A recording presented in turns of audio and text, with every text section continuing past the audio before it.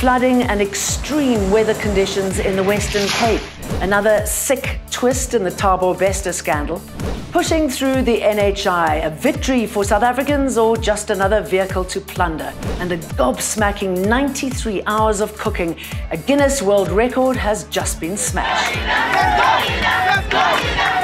Hello, good to have you with us. I'm Jane Dutton. This is Eyewitness News.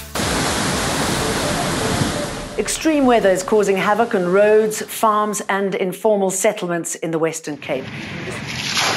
The city of Cape Town says heavy rainfall has caused the Jakkelsvlei Canal, the Lawrence and Kaiser rivers to burst their banks.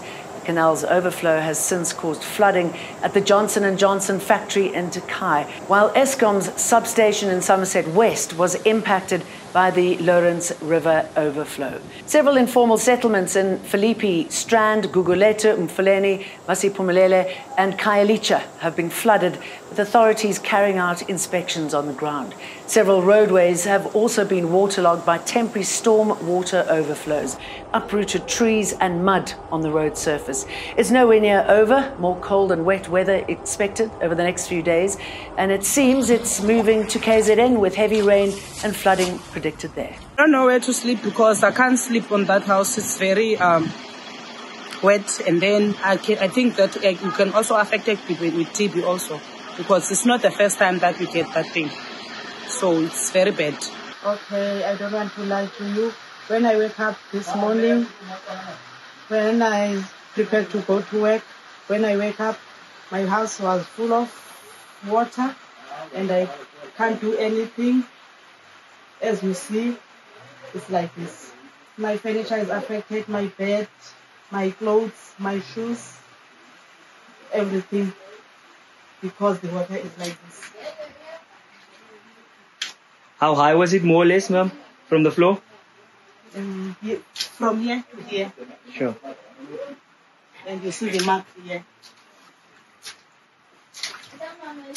And tell me, ma, do you have any plans for tonight? Do you have any, how are you going to sleep? I don't know. I asked my neighbor because I don't have any plans because I'm stuck here. This story also happened today.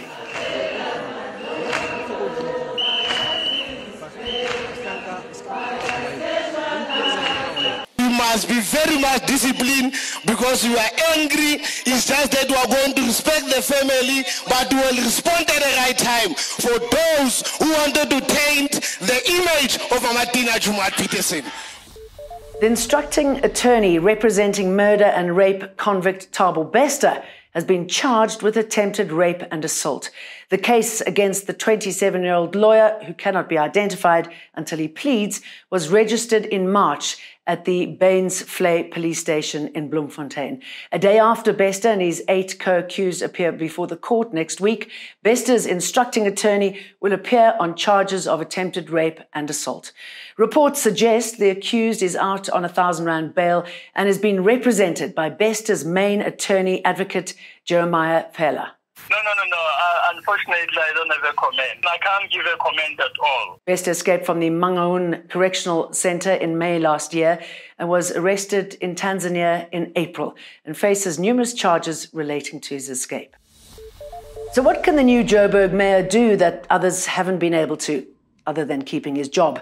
Action SA's call for a vote of no confidence in Kabela Gwamanda might stop the grand plans he's outlined to EWN.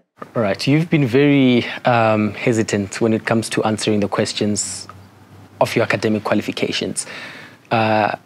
You've clarified your academic qualifications to a certain extent. However, residents of Joburg still don't know whether you do have any or not. Why have you been hesitant when it comes to answering the question? Do you not have matric or maybe certain academic qualifications? Okay. Firstly, I haven't been hesitant in responding to any question, first and foremost. I think the issue, or rather the question that you are raising, emanates from a CV that would have been circulated and that you have gathered information from, and therefore you'd like to seek clarity. Yeah. And I'm coming to your question so that you don't ask a follow-up question. I've covered you and your residents as best I could. I've never hidden anything from whether council. I don't have a fake certificate from any higher learning institution in the city of Johannesburg. The only thing that I have is, they call it a national senior certificate. Matric? No, national. Oh, no. NIC, yes. A government-run business like no other in the country. Health Minister Joe Pahla says corruption, maladministration and poor service delivery won't get in the way of the national health insurance. More than 100 members of parliament voted against the bill, with more than 200 MPs in favour of it. While the controversial bill paves the way for universal health care in the country, there's still questions about how the government plans to fund and implement the scheme. We do understand why there would be some genuine South Africans who will be skeptical, and we understand that those who oppose interventions such as the NHI take advantage of some of those legitimate concerns in terms of the capacity of the state, in terms of implementing a number of projects. It's not something we can wish away. We must make sure that those things get fixed. A medical scheme conference heard this week that interventions that would make private healthcare well governed and more affordable are being deliberately obstructed. So imagine cooking solo for 93 hours and 11 minutes. Well, a Nigerian chef has done just that. The Guinness World Records team has now confirmed that 26-year-old Hilda Bachi has clinched the honour of holding the world's longest solo cooking session. She says she trained at the gym to prepare her feet for the mammoth task, which was all to, quote, put Nigerian cuisine on the map. High-profile people like Nigeria's vice president, as well as Afrobeat star Tiwa Savage, visited the chef in the heat of the kitchen. Bachi thrashed the previous record of 87 hours and 45 minutes set by an Indian chef in 2019.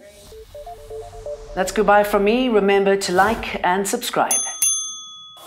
Eyewitness News, in touch, in tune, and independent. For the latest, log on to ewn.co.za or ewn.mobi.